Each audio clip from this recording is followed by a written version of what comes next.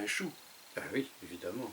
Tu sais, mon père a été au collège à Pinche. Bonne-Espérance. Ah non, moi c'est le collège de Binche. Ah voilà. Donc le Bonne-Espérance, c'est celui qui est en dehors de Binche et qui est encore aujourd'hui un pensionnat où on envoie beaucoup de jeunes Gonzague, n'est-ce pas, de Bruxelles. Voilà. Parce que le programme est très strict, mais par contre, c'est magnifique là. Hein. J'y ai été quelques fois étant jeune parce que mon père allait nous montrer où il avait été étudié. Mon père est né en 1911, c'est-à-dire l'époque un petit peu, et où ça se passait. Alors le plus amusant, c'est lorsqu'on allait manger dans la région de Charleroi, dans un restaurant près de l'Athénée qui s'appelle le Luxembourg. Luxembourg, qui est tout compte fait un certain Boschmann, qui était le grand-père du fameux Éric. Grand-père d'Éric, ça alors. Alors je lui ai montré à Éric quelques photos de notre communion, mon frère et moi, de nos communions respectives, où toute l'équipe Boschmann venait à la maison pour faire le repas de communion, d'anniversaire, tout ça. Il était tout surpris, évidemment, jusqu'au jour, sur une des photos, il dit, mais vous savez, les deux jeunes là, qui sont là avec grand-père, c'est papa et maman, quand ils ne se connaissaient pas encore, quoi. Donc c'est marrant, hein. Enfin voilà, ça c'est une anecdote.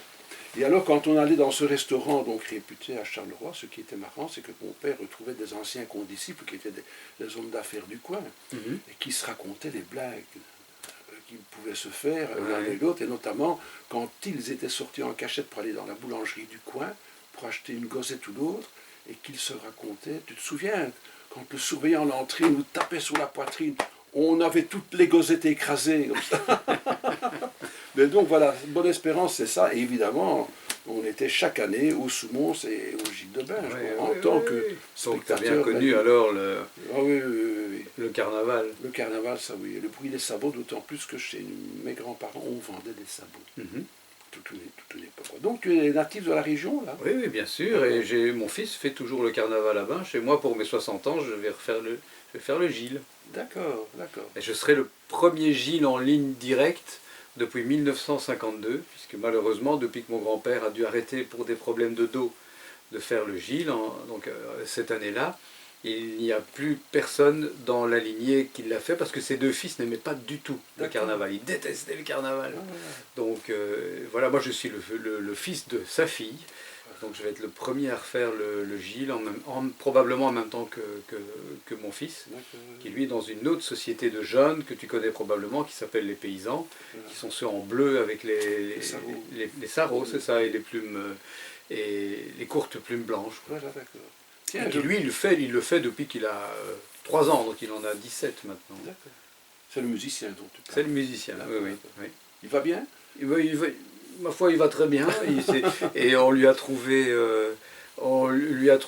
un type d'enseignement qui lui convient beaucoup mieux, parce que plus de 8 heures d'académie en plus de son cursus par semaine. C'est lui qui le veut. Hein. C'est lui qui va à la fois faire du théâtre, jouer de 2 instruments, et en même temps, il y a les cours de solfège. Il y a 3 heures, déjà rien qu'en solfège, il y a 3 heures par semaine. Là maintenant, il a terminé son solfège, mais il fait ils appellent ça des transitions par rapport au conservatoire. Mais enfin, plus de 8 heures de cours par semaine, c'est quand même lourd. Et là maintenant, il est en humanité artistique à l'AVF, à la Vierge Fidèle, toujours, mais en art plastique. Donc il découvre un tout autre panel d'art. Et là maintenant, il commence à s'intéresser un peu plus au musée, ce qui fait plaisir à sa maman, qui vit dans les musées. Ah d'accord. Tiens, tu as lu Orange sanguine de Francis Groff? Non, donc je suis au courant de l'existence de ce livre qui est à la maison, mais que je n'ai pas lu. Donc c'est un thriller qui se passe. C'est un thriller, disons, un policier amusant, c'est un journaliste. Non, c'est pas un journaliste, je dis une bêtise, c'est un. Mais c'est pas tout le temps pendant le carnaval que ça se passe, c'est ça. C'est juste avant le carnaval. Où on va découvrir, enfin je ne vais pas révéler. Mais je dois dire que c'est bien mené parce qu'il a été flairé un petit peu l'ambiance locale. Il a pu s'introduire dans quelques sociétés. Et là, découvrir des petites choses, véridiques ou pas, là. Mais non, son enquêteur est tout compte fait un bouquiniste belge, mais qui vit à Paris. Et quand il vient, je vais dire, chez des clients en Belgique, il y a toujours un truc qui s'est passé dans le coin. Alors, pouf, c'est l'enquête qui démarre. Oui, je sais qu'il y en a un à Namur, c'est passé à Namur, à Liège. À Liège aussi, Et oui, ici, c'est amusant. C'est chez Weyrich, hein, c'est ça? C'est chez Weyrich. D'accord. J'aime bien. Le métier que tu fais est un métier hyper passionnant, tu as, je vais dire, eu cette passion très jeune, me semble-t-il, parce que moi je suis de l'époque 48, tu es venu 15 ans. 62. En 62, oui. donc voilà. C'est vrai que tu as été baigné tout jeune dans toute une atmosphère musicale. Oui. Époustouflante. Mais oui, c'était notre époque, quoi. C'était vraiment une époque incroyable, mais qu'on a dû aller chercher.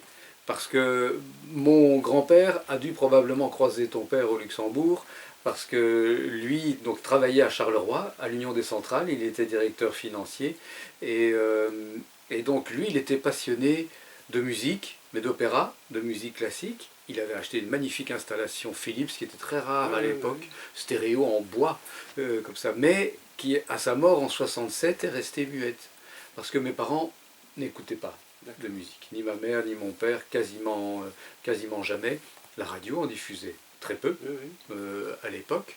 Et je ne sais pas par quel miracle, on est finalement tombé, mon frère et moi, sur les Beatles, mais ça a vraiment été une révélation, et la musique est rentrée dans cette grande maison, parce que c'était ça aussi la difficulté de sortir de cette grande maison, parce qu'on ne pouvait pas aller dans les rues, parce qu'il y avait des jeunes, qu'on risquait des bagarres, voilà, c'est ce que j'entendais, donc on ne pouvait pas être des gamins de rue chez nous, c'était exclu, donc ça se passait essentiellement entre le collège et la maison, du côté paternel, puisqu'on vivait chez mon grand-père, quoi.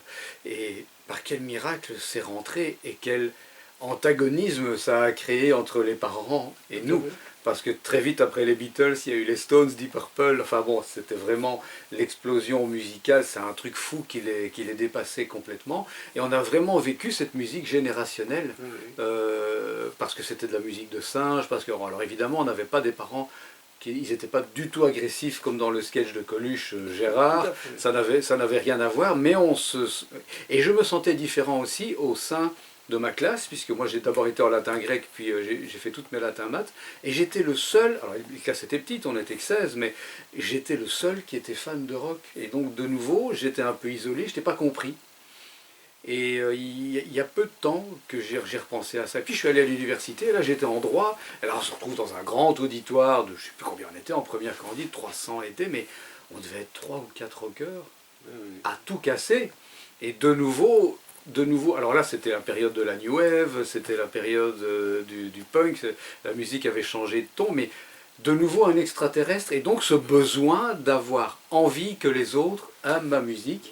Et je crois que c'est là que ça a vraiment commencé, puisque ce métier de journaliste, je ne l'ai commencé qu'à 36 ans au niveau de la radio. Avant ça, j'ai fait autre chose, mais c'est parce que là maintenant que je fais de la radio, que je suis un peu connu, que j'ai des copains qui ne m'ont plus vu depuis tout ce temps-là, c'est eux qui m'ont dit, mais tu sais déjà, à cette époque-là, tu nous cassais les pieds, je dirais, avec ta musique bizarre de Pink Floyd, et tu voulais toujours nous les faire écouter. Et à l'université, je sais que j'arrivais toujours dans les cotes avec des 33 tours ou des cassettes pour faire entendre, parce que j'avais cette envie-là. Moi, je me souviens à cette époque-là, donc, mais moi, j'étais aussi dans un pensionnat au collège, donc je revenais que les week-ends. Évidemment, donc c'était toujours feutré chez mes parents. Ils avaient le business au rez-de-chaussée, et entendre de la musique, ça dérangeait le personnel pendant les vacances. Donc mon père m'avait octroyé dans les étages d'une maison voisine, mais qui était proche, qui était aussi des bureaux et des entrepôts. Il nous avait réservé à mon frère et moi une pièce qu'on appelait le studio. Là, il nous avait donné un vieux divan, 2 fauteuils, on avait un bar en osier, avec des petites bouteilles, c'est ça. Et là, nous avions notre installation. Et évidemment, les murs étaient punaisés de posters, de plein de photos. Mais c'est vrai que c'est toute une époque, dans les années 60, 70, merveilleuse. Et on avait chez nous, à cette époque-là, un magasinier, Albert, j'en ai peut-être déjà parlé, qui, les week-ends, organisait pas mal de festivals à Châtellerault ou à Châtelet. Oui. Voilà. Et je dois dire, quand il revenait le lundi matin, il était cerné comme tout. Et dans les journaux, on voyait toujours notre Gaïa qui était une des chevilles ouvrières. Mais c'est vrai, c'est une époque époustouflante. Époustouflante. Et je comprends maintenant un jeune 62, 10 ans après, on est en 72, moi je me marie, mais toi tu as 10 ans. C'est vrai que cette époque-là était, je me souviens, dans les boîtes de nuit à Charleroi, on s'éclatait, quoi. On s'éclatait, mais on découvrait plein de choses. Oui, parce que les sorties de disques, c'était hallucinant. Tous les artistes faisaient au moins un album par an, et il y en avait énormément. Et c'était enthousiasmant parce que c'était de la musique qui était sans cesse nouvelle. On avait un genre musical qui apparaissait tous les ans. Les artistes eux-mêmes faisaient évoluer leur musique. On ne savait jamais avec quoi ils allaient revenir l'année suivante, que ce soit les Beatles, Queen, je veux dire même Kate Bush un peu plus tard. D'un album à l'autre, on ne savait pas ce qu'ils allaient faire. Bien souvent, on se dit oh là là, j'aime pas. Puis après, on apprivoisait les disques et puis ça devenait, on était tous sur Europe 1, ça devenait passionnant. Oui, sur Europe 1, sur RTL, le soir. Oui. Attention, le soir à la RTB, il y avait Impédance avec Pierre Guyot et Marc Moulin. Mais il fallait pouvoir être là, écouter la radio. Et puis il y a eu fin des années 70, là c'est RTL Longues Ondes qui s'y est mis en faisant tout un week-end qui était consacré à la musique rock. C'était juste. Et tu étudiais quand alors parce que quand on voit... Un étudiant en blocus, quoi. Au dernier moment, la panique. C'est vrai, c'était prenant, ça. Oui, c'était très prenant, parce que c'est vrai que la musique était prenante au point que quand on l'écoutait, on ne faisait que ça. On regardait les pochettes, on regardait les disques tournés, on ne pouvait pas... Enfin, moi, je ne pouvais pas étudier en musique, c'était juste impossible. Aujourd'hui, les jeunes, ils peuvent très bien écouter. Casqué et tout. Oui, ils ont le casque, ils ont... la musique, c'est Andy McCluskey d'Orchestral Manœuvre un jour que j'en parlais, il me dit mais moi mes enfants c'est exactement la même chose, ils jouent aux vidéos, ils parlent avec des copains sur internet et ils ont la musique qui fonctionne en fond, c'est pas du tout le même rapport à la musique et je pense que il vient du fait, et ça pour en citer un autre, c'est Jean-Michel Jarre qui m'a éclairé il y a bien des années qu'on en parlait, il me dit mais tu sais, c'est terminé l'époque des sonos, on se construisait sa sono, c'est pour ça le son était hyper important. Et puis à partir des années 80, il me dit la musique est devenue mobile. À partir du moment où elle est devenue mobile, on a eu des écouteurs qui étaient d'une qualité hi-fi qui était nettement moindre, du coup on s'est habitué à un autre son. Il y avait Bang & Olufsen qui arrive à ce moment-là. Oui, en marque. Hein. Oui, mais bon, il fallait pouvoir se les payer, très cher, les écouteurs Bang, B&O. Et donc, à partir de ce moment-là, je pense que l'intérêt est devenu moindre d'être attentif et de manière exclusive à la musique. Donc, et tu fais quoi? Pardon? Des études. Le droit. Le droit. Oui. Donc, ce qui permettait d'avoir des jobs sur le côté, de faire un peu de radio libre, puisque c'était l'époque de la radio libre, de jobber dans un magasin de disques. C'était chez Caroline Ponce, Musique. à Charleroi, c'était la maison Ponce. Oui, ça je ne connaissais pas. Voilà. Oui. Tout le monde, toute la région de Charleroi allait chez Ponce, oui. à Charleroi, qui était le disquaire connu et reconnu à 25 km à l'heure. Fermé depuis longtemps. Moi, c'était chez Van Zip à Binge, pour ceux qui ont connu, et qui a fermé depuis peu. Il était le dernier disquaire de la région. Il a d'ailleurs eu droit à tous les journaux télévisés. À la RTB, RTL, il a eu tristement son moment de gloire à ce moment-là, parce que son magasin était toujours tel quel à Binche. Et puis bon, après, moi c'était les Candis à Namur, donc c'était les magasins de disques à Namur, et puis c'était Louvain-la-Neuve, et là c'était le fameux Caroline Musique, branché rock, où j'ai fini par devenir jobiste en fait. Et donc ça aussi c'était une autre approche du monde de la musique, puisqu'on était non seulement derrière le comptoir, bon, c'était la petite gloriole d'être derrière le comptoir, parce que tous les jeunes passaient chez le disquaire à l'époque, mais surtout de découvrir les représentants, de voir l'envers du décor. La première fois que je voyais le côté commercial de la musique, sans savoir qu'après j'allais devenir producteur. Comment se passe le premier micro? Ben, le premier micro c'est très particulier, parce que je suis en première candidature à Namur, on est en 1980, on ne sait même pas que les radios libres existent à ce moment-là. Et là, j'ai deux copains du couloir qui reviennent et qui disent « Non, oui, non, on a notre émission de radio. » Alors ça, c'est spécial. Parce que pour nous, la radio, c'est à Paris. Il doit bien exister un micro à Bruxelles pour Radio Cité à l'époque, à la RTB, à Mons, ben, c'est tout, quoi. Mais qu'il y en ait un dans un quartier et que des copains aient leur émission, c'est juste fou. Donc on ne les croit pas. Et il dit, ben, tu vas voir, lundi prochain, je parlerai de vous. Et alors il dit, ouais, mais c'est où, comment écouter? Ben, c'est sur 104 ou 104, quoi, en FM, et puis on va sur la FM, et puis on les entend. Et ça, tu découvres un monde, là. Ah oui, on était tous réunis dans le même cote, et on les entendait, putain, c'est Bertrand, et Xavier. Xavier qui est devenu le grand patron de SEB pour tout le Pacifique maintenant, qui était un fan de David Bowie, en plus un fêlé de David Bowie. Et puis ils reviennent, évidemment, ils sont tout fiers parce qu'en plus ils nous ont tous chambrés, c'est le cas de le dire. Et moi je dis, mais je veux absolument faire la même chose, justement aller faire écouter mes disques. C'est la pleine époque New Wave avec le ska, avec les premiers disques de U2, de Simple Minds, il y a Police. Donc on a vraiment, et donc j'y vais et j'en reviens pas. Le gars ne m'écoute même pas et me dit oui c'est bon, donc tu passeras dorénavant le lundi. Et alors c'était vraiment très particulier parce que c'était à Namur. C'était au 4e étage de la FGTB à Namur, au bord de la Meuse, et le studio, c'était un ancien placard où ils rangeaient les balais. Donc on avait juste, il y avait juste la table qui était rangée de manière longitudinale, et avec les 2 platines, 2 micros et juste une petite console de mixage, et on pouvait glisser entre la table et le mur, il n'y avait plus qu'à se laisser tomber sur la chaise, et puis on ne pouvait plus bouger. C'était vraiment fou. On pouvait avoir soit un co-animateur, soit un invité.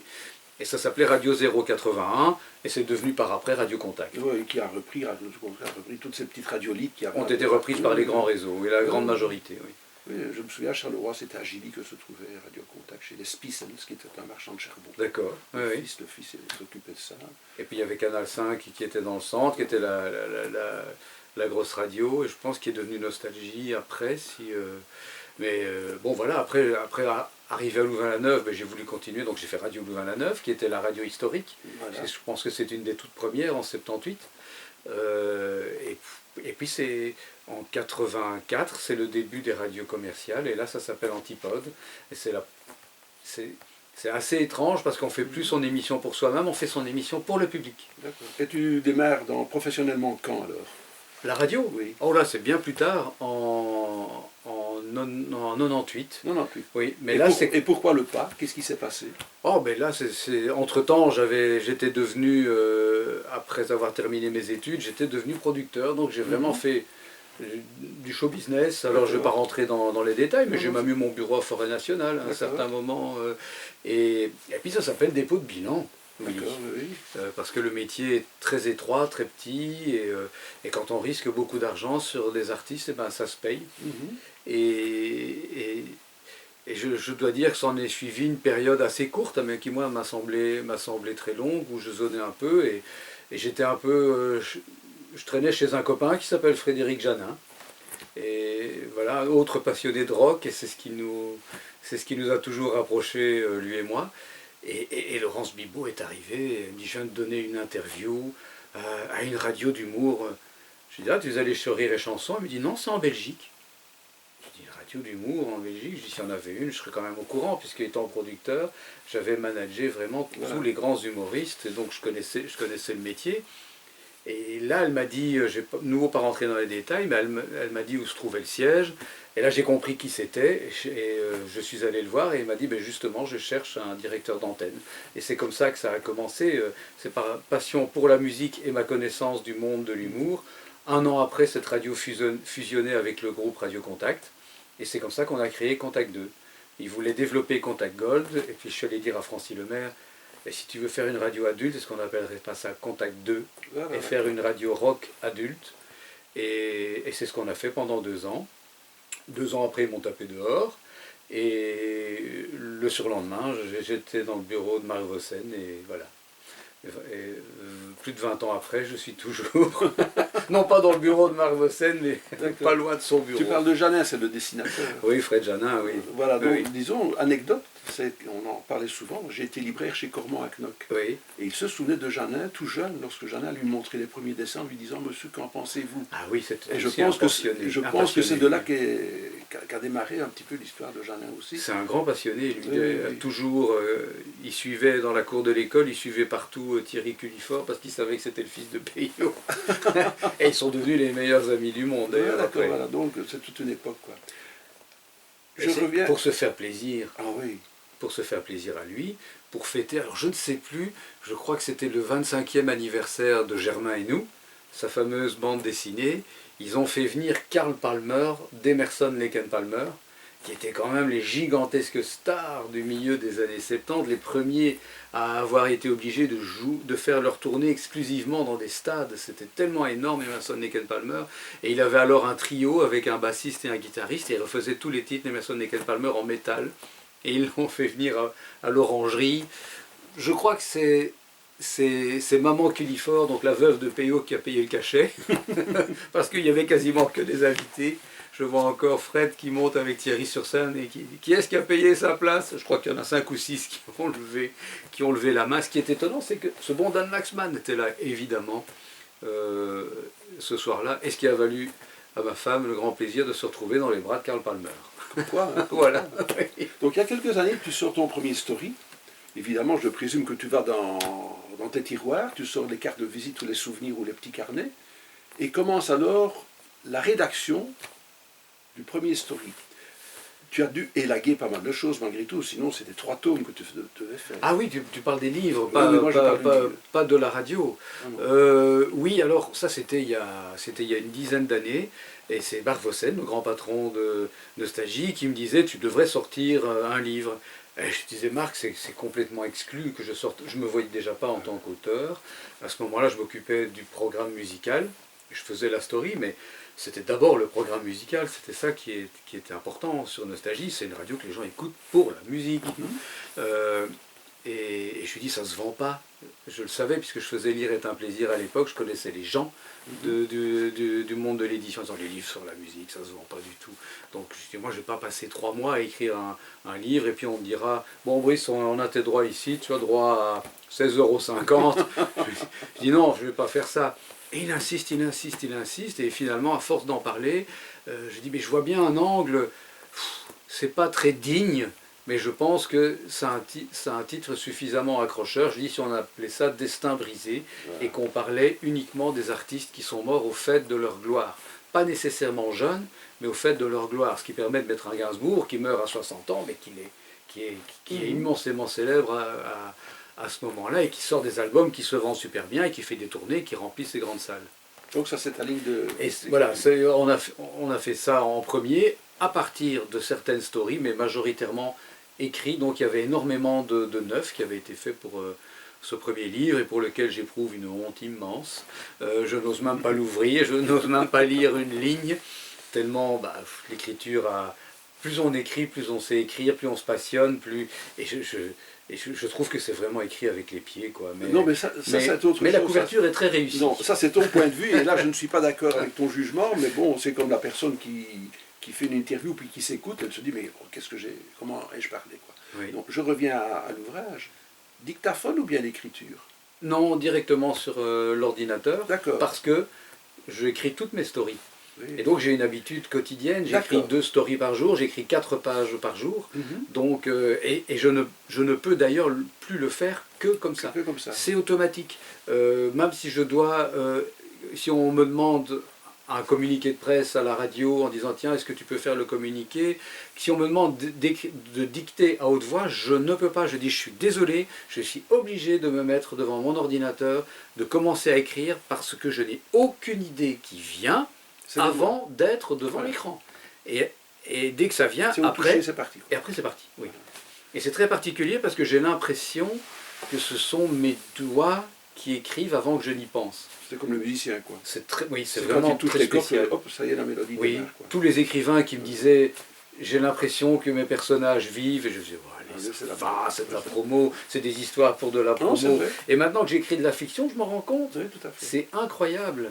Et donc moi j'aime bien, c'est le phrasé, parce que c'est un phrasé musical aussi, oui. parce qu'on est porté un peu. C'est rythmique. Oui. C'est volontairement rythmique, parce que raconter 2 histoires par jour, alors au départ je ne m'attendais pas que 20 ans après, au fait que 20 ans après je le ferai toujours, 2 histoires par jour sur un artiste dont je sais, puisque je faisais le programme musical et qu'on dispose de données statistiques, dont je sais que 90% des gens ne s'y intéressent pas.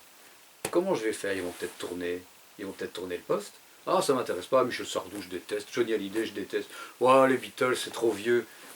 Donc il faut divertir. Voilà, avant de se dire qu'on va leur raconter une histoire, comment est-ce qu'on peut les divertir? Eh bien on peut les tenir par la main rythmiquement. Ça je l'ai appris en en écoutant un François Pérusse qui est un humoriste de radio, et donc qui fait tout lui-même, les bruitages, la musique, toutes les voix. Et donc, je dis, et il amuse énormément les gens, mais finalement, il y a très peu de gags intrinsèquement drôles, mais il y a du rythme chez lui. Voilà. Et on tient les gens par la main. Et Nostalgie, c'est ça, on vous tient par la main du matin jusqu'au soir, vous nous écoutez parfois en bruit de fond, et j'y vais faire la même chose avec la story. Donc c'est rythmique au niveau de la voix, au niveau donc du récit, au niveau du texte, au niveau des bruitages, au niveau de la musique, pour pouvoir les amener 3 minutes après, et peut-être ils vont être plus attentifs et donc écouter les chansons que j'aime bien, que je voudrais qu'ils aiment. Voilà. C'est vrai, mais c'est cette façon justement les de films aussi. Voilà, c'est ça qui prend le lecteur. Hein. Oui. Parce que bon, tu as parfois peur et tu ralentis parce que tu te dis, my God, est-ce que le suivant va être peut-être mieux ou aussi bien? Et pauvre, tu rebondis sur un autre personnage et on est reparti, quoi. On dévore. Hein. Merci. Bon, on dévore. Il ne faut pas avoir honte un petit peu, quoi. Parce que tu as honte beaucoup. Hein.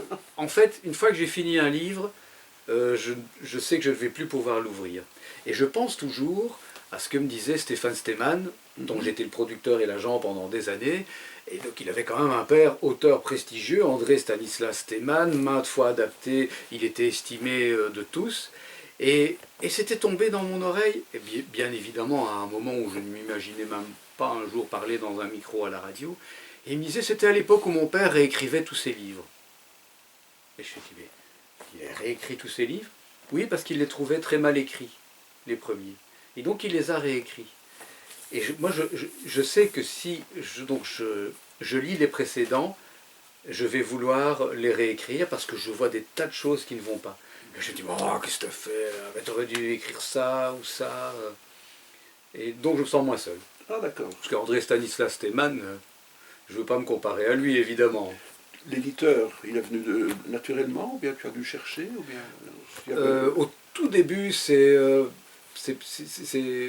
Marc Vossen qui a fait appel à 2 éditeurs. Ils ont été mis en concurrence. Ce qui est drôle, c'est qu'après, ils ont fusionné. C'était Luc Pire et la Renaissance du livre. C'était assez... Oui. C'est Renaissance du livre qu'il a pris, je pense. Et c'est Renaissance du livre qu'on a pris, puis qui a tout sorti. Puis la Miroir est apparu, il m'a dit, j'aimerais bien aussi faire un livre avec toi, puisqu'on s'est rencontrés via Fred Janin, encore une fois. Voilà. Et voilà, donc j'ai publié quelques petits livres chez lui. Et bon, maintenant c'est Chronica qui est l'éditeur qui monte. Alors, parlons un petit peu de la story Nostalgie. Londres 68. Oui. L'idée de créer cet ouvrage, de créer l'album, elle est née quand?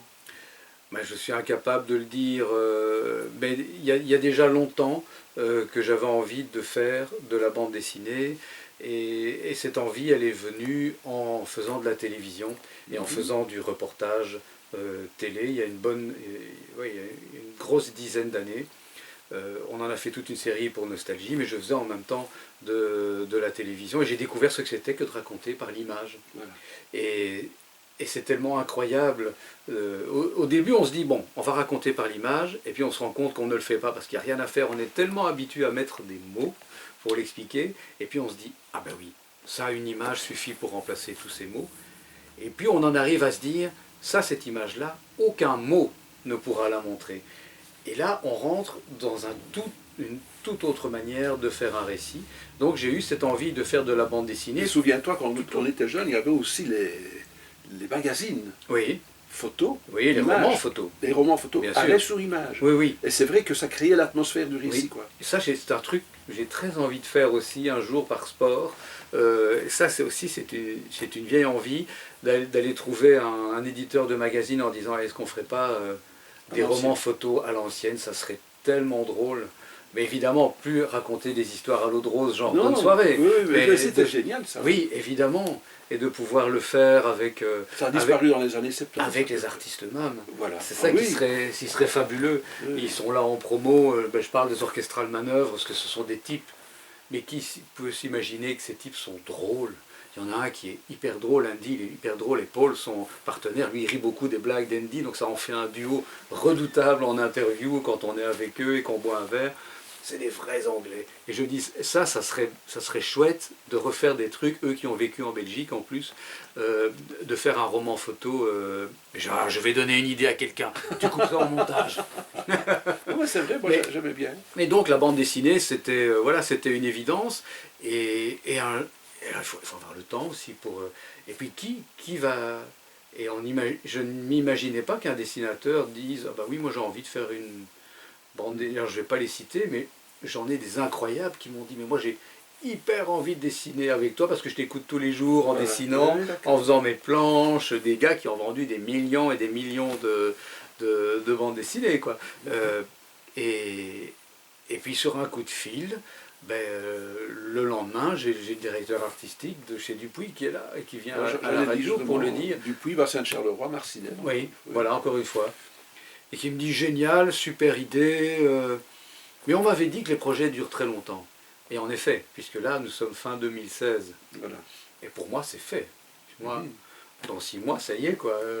C'est sorti, ça a traîné des années, entre Bruxelles et Paris, les projets étaient abandonnés, reformulés, puis 6 mois sans aucune nouvelle, tant et si bien qu'à un certain moment on a laissé tomber, malheureusement avec le précédent dessinateur, et que j'ai finalement renoncé à la série qui est écrite. Donc il y a un scénario de 3 bandes dessinées, une aventure qui se suit, mais que j'ai abandonné puisqu'on a là repris avec le dessinateur qui avait travaillé sur le nouveau site de Nostalgie, et qui est un gars c'est un Parisien, un Français qui vient des studios Disney, et qui est un fou de pop culture. Donc on s'est rencontrés sur Internet, je lui ai dit, ah ben justement, on cherche quelqu'un chez Nostalgie, il est rentré, et je me suis dit qu'avec lui, on pouvait faire tout à fait autre chose, de nettement plus axé sur la pop culture. Mais en même temps, il y avait une évidence qui m'a été suggérée aussi, c'est que ça soit la story. Et la story, c'est pas une biographie, ce ne sont pas des biographies d'artistes. C'est la proximité par rapport à nous, ce que tu as raconté tout à l'heure, à ce que nous avons vécu. Oui, bien sûr, c'est Pink Floyd, c'est Johnny, c'est Ridley Scott, c'est les Beatles, c'est tout ce qu'on veut, c'est les années 90, mais c'est toujours par rapport à la Belgique, par rapport à la manière dont on a rencontré ces artistes, dont on a vécu leur venue, et donc il fallait le trouver, et c'est ce que j'ai trouvé via cette histoire de Dan Laxman, cette expérience d'un jeune qui a 18 ans débarque à Londres pendant ses grandes vacances, à la fin de ses humanités, pour voir les Beatles en vrai. Voilà. C'est l'histoire de Brice de Passe, quoi. Oui, mais oui, mais que je n'ai pas vécu. Non, et d'ailleurs, c'est raconté dans la BD. Ça fait partie des rêves, quoi. Le jour où j'ai pu le faire, bien longtemps après, j'ai envoyé Dan à ma place. Voilà. L'album, comment est-il reçu par ton public? Alors pour le moment, ce ne sont que des réactions anecdotiques. Donc il faut que ce soit des gens qui soient connectés avec moi sur les réseaux sociaux. Forcément, ceux qu'on rencontre en dédicace, on n'a pas de réaction. Mais on a jusque-là que de très très bonnes réactions. Et ce qui est particulier, c'est que tout le monde dit qu'on entend ma voix. Or ici, c'est clairement de la bande dessinée, même si à la demande du dessinateur, Aurélien Baudinet, il m'a dit il faut qu'on entende ta voix. Dedans, il dit si les gens te connaissent, il faut qu'on entende ta voix, et donc qu'on fasse un roman graphique. Donc ce n'est pas de la bande dessinée classique avec les 16 ou 8 ou 4 cases par page. Il y a parfois du texte illustré, c'est parfois de la double page, on casse résolument les codes, comme le font les grands du roman graphique américain depuis une vingtaine d'années. Et c'est ça qu'on adore, Aurélien et moi, et c'est ça qu'on a voulu reproduire, tout en apportant une touche résolument pop et psychédélique, puisque c'est le Londres de 1968, et qu'on a un petit Bruxellois qui vient d'une ville qui a ébloui le monde entier en 1958, 10 ans auparavant, mais qui malgré tout est quand même un peu terne et triste, et avec ses façades noires, c'est ce qu'on a montré, cette grande place qui était encore toute noire, puisque ce n'est qu'en 1980 qu'on l'a remise à neuf et qu'elle est elle a plus bougé, elle est neuve maintenant, donc on a complètement oublié. Ça fait 40 ans qu'elle est neuve, la Grand Place de Bruxelles. Et ce n'était pas le cas à ce moment-là. Et il débarque dans ce Londres qui n'est qu'une explosion de couleurs, non pas sur les murs, mais des gens. Il est sur un monde résolument différent, et c'est un monde de jeunesse, et c'est pour ça qu'il peut parler, cette bande dessinée peut parler à la jeunesse d'aujourd'hui, parce que non seulement ce ne sont que des jeunes dans cette bande dessinée, ou que ce soit Freddie Mercury, que ce soit les Beatles, les Stones, que ce soit Dan, la jeune fille qu'il rencontre. Bon, on a mêlé, avec l'autorisation de Dan Laxman, on a ajouté, j'ai ajouté de la fiction là-dedans, pour beaucoup mieux incarner ce que j'appelle, et c'est ce qui lui est arrivé, le passage de l'adolescence au monde adulte, la révélation qu'il a. Je vais faire de ma vie, je vais faire de la musique de ma vie après un voyage pareil, après avoir rencontré les Beatles.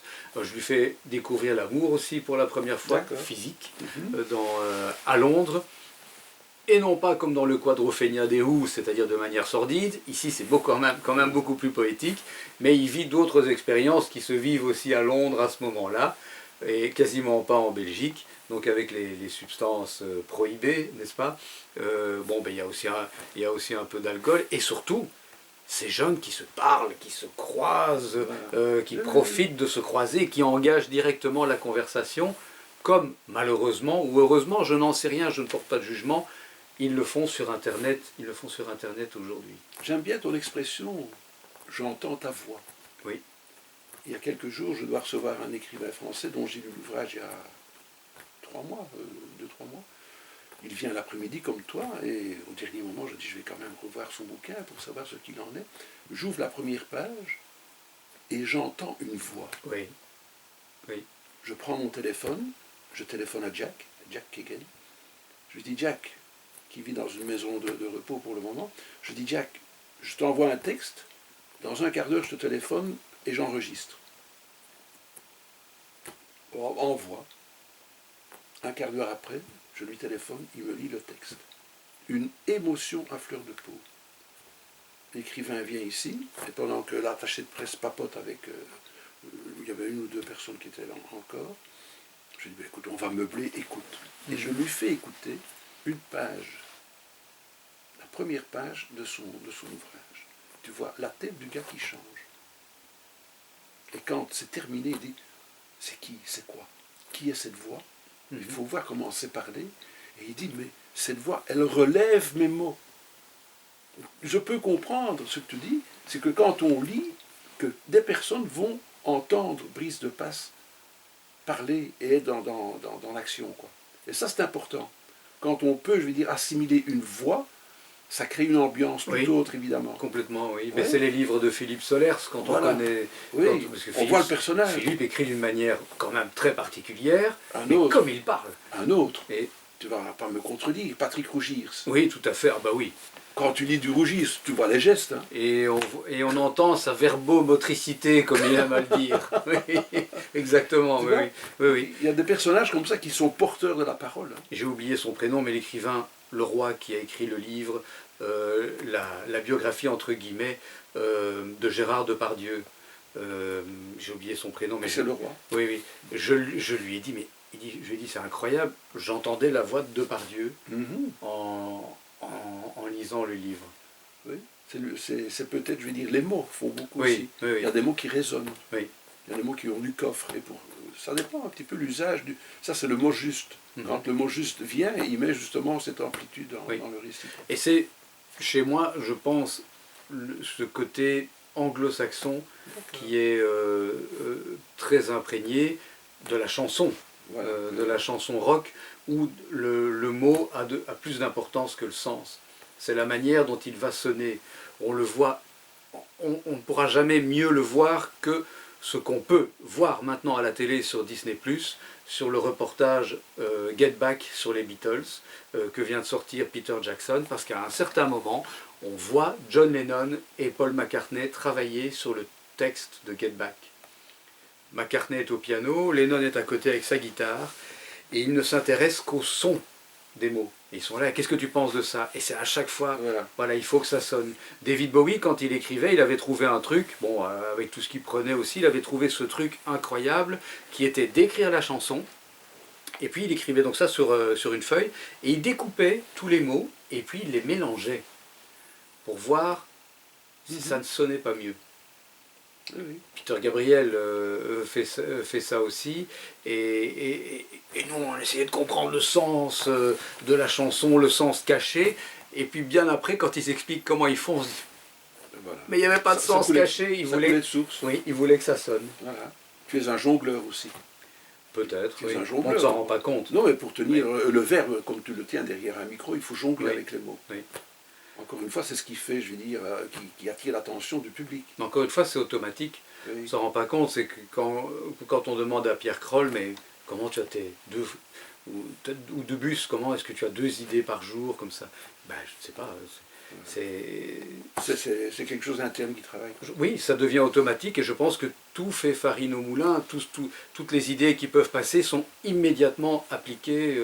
Je pense que Louis de Funès, à force de ne travailler que sur le gag, quand il voyait quelque chose en rue qui pouvait l'inspirer, ça n'était quelque chose de banal, un événement en rue, mais si je le détourne comme ça fait un gag. Brice de Passe, dans 10 ans, ce sera le gars qui va avoir son appareil photo pour faire un roman feuilleton.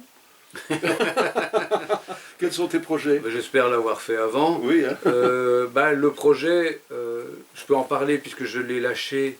Je l'ai lâché il y a quelques jours alors que je m'étais promis de ne pas le faire.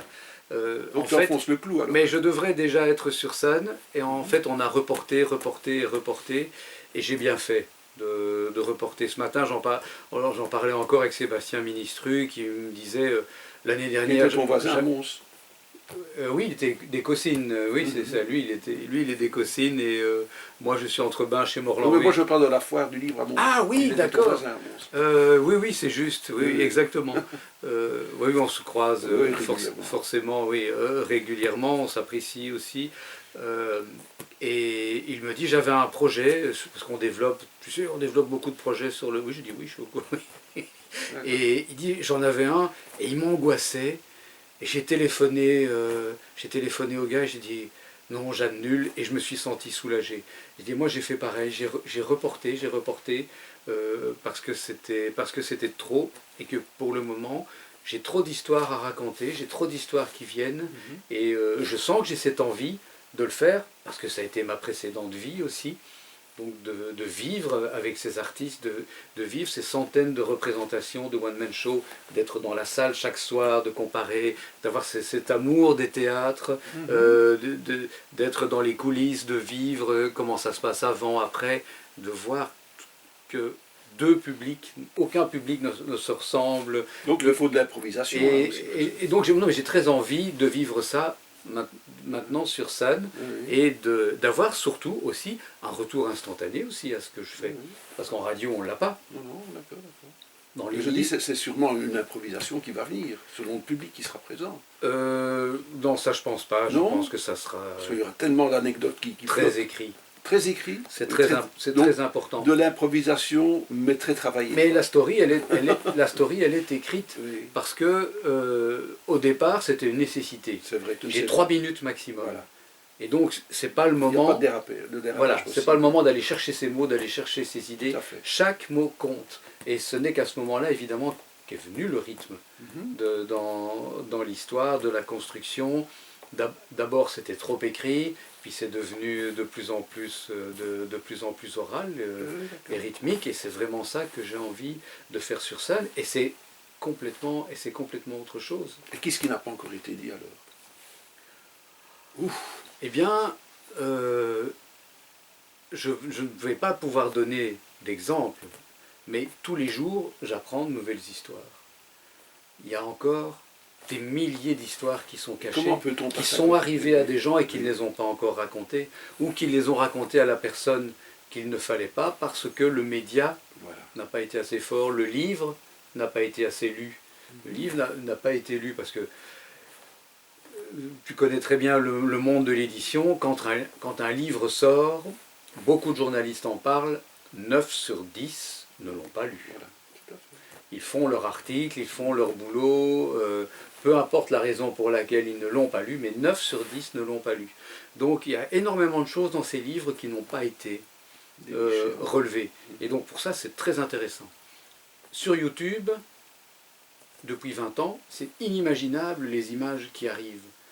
Des faits les plus incroyables, je vais dire de Woodstock, mais vous ne le savez pas. Elles ont été mises sur YouTube, mais le référencement fait qu'elles ne sont pas remontées. Donc il faut pouvoir chercher, gratter. Moi je trouve énormément de choses sur YouTube ou sur d'autres sites sociaux de vidéos ou de photos.